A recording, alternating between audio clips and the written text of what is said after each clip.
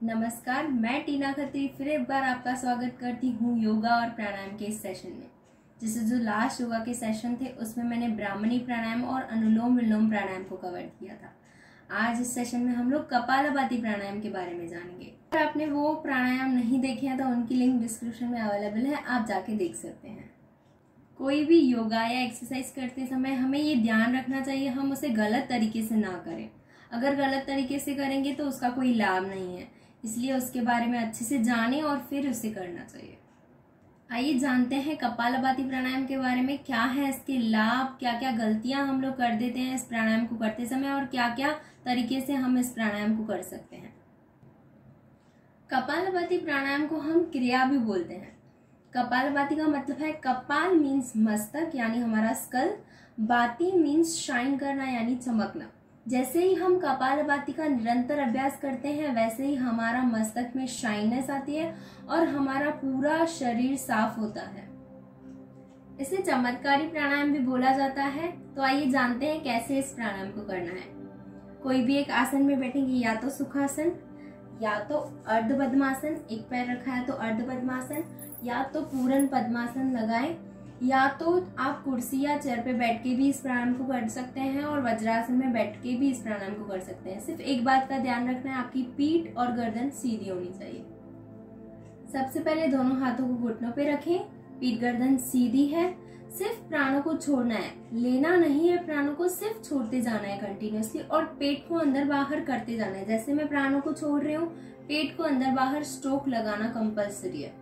कैसे करना है देखिए, प्राण भरें, पूरे प्राणों को बाहर खाली करें। अब प्राणों को सिर्फ छोड़ते जाएं।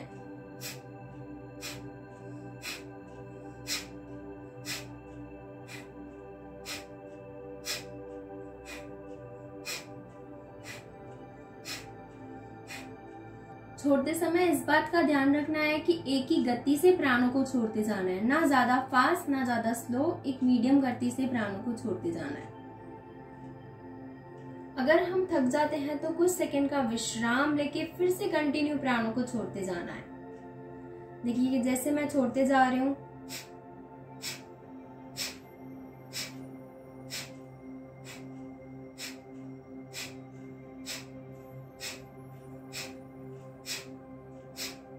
अंत में पूरे प्राणों को बाहर खाली करें, बाहर ही रोकें, पूरे प्राणों को अंदर भरें,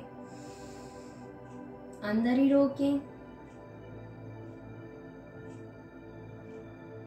प्राण बाहर, प्राण शांत, रिलैक्स। जैसे ही हमारा प्राणायाम कंप्लीट होगा तो हमें अब ऐसा महसूस होगा ना हम प्राण लें ना छोड़ें, यानी नेचुरल कुंभक लग जाएगा, ना प्राण लेने की इच्छा होगी ना छोड़ने की इच्छा होगी। आइए अब हम जानते हैं और किन किन तरीकों से कपालभाति प्राणायाम को किया जाता है। एक तो ये नॉर्मल कपालभाति था, दूसरा तरीका है राइट हैंड से राइट नासिका को बंद करेंगे, सिर्फ लेफ्ट से प्राणों को बाहर खाली करते जाएंगे, सिर्फ लेफ्ट से प्राणों को बाहर खाली करते जाएं, पेट को अंदर बाहर करते जाएं।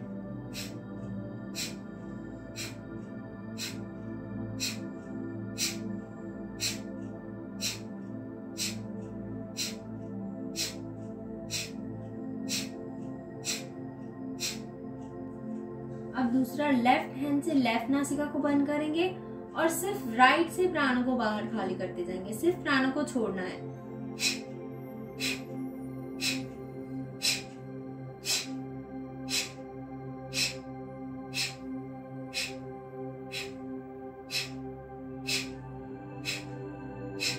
पूरे प्राण बाहर, हाथ नीचे। अब अल्टरनेटिव कपालभाति करना है। अल्टरनेटिव कैसे, राइट हैंड की विष्णु मुद्रा लगाएंगे, लेफ्ट हैंड ध्यान मुद्रा में आप रख सकते हैं।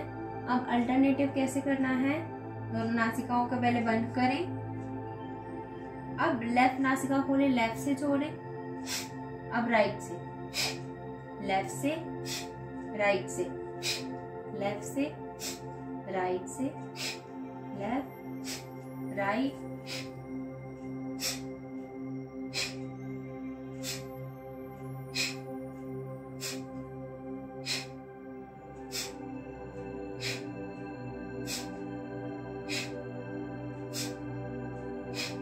लेफ्ट से पूरे प्राण बाहर,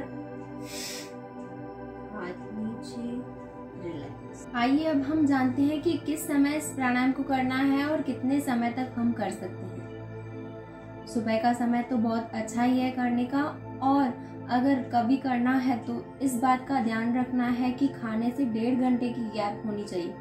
करने से पहले खाने की 1.5 घंटे की गैप और करने के बाद भी खाने की 1.5 घंटे की गैप होनी चाहिए।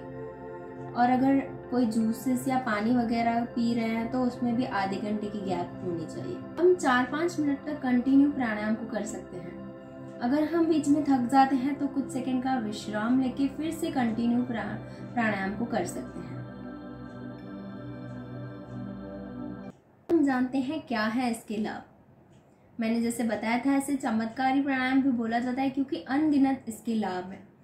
जैसे ही हम कपालभाति का निरंतर अभ्यास करते हैं, पेट को अंदर बाहर करते हैं, तो पेट की चर्बी कम होती है, हमारा वजन कम होता है, हमारा डाइजेशन सिस्टम अच्छा होता है, गैस एसिडिटी की तकलीफ भी दूर होती है इस प्राणायाम को करने से। अनगिनत इसके लाभ हैं। आइए अब हम जानते हैं क्या गलतियां हम लोग कर देते हैं इस प्राणायाम को करते समय। पहले तो पीठ गर्दन सीधी होनी चाहिए, गर्दन को लॉक नहीं करना है। जब हम प्राणों को छोड़ रहे हैं तो गर्दन नीचे लॉक नहीं करनी है, गर्दन सीधी, पीठ सीधी एंड छोड़ते जाना है। फेस को ज्यादा नहीं करना है, नॉर्मल फेस रख के प्राणों को छोड़ना है।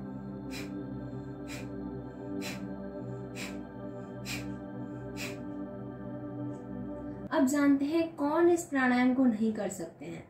पीरियड्स के टाइम पे इस प्राणायाम को नहीं करना है, प्रेग्नेंट लेडी इस प्राणायाम को नहीं कर सकते, और जिनको हार्ट डिजीज है वो स्लोली धीमी गति से प्राणों को छोड़ें, और वो हार्ट पे यहाँ पे हाथ रख के, लेफ्ट हैंड साइड में हाथ रख के, आंखें बंद करके अपना ध्यान हृदय पे केंद्रित करके सिर्फ प्राणों को छोड़ते जाएं।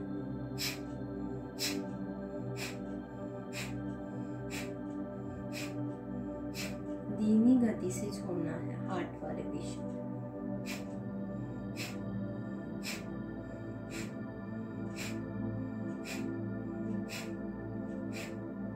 मन ही मन में भाव करना है कि हमारे हृदय के रोग दूर हो रहे हैं।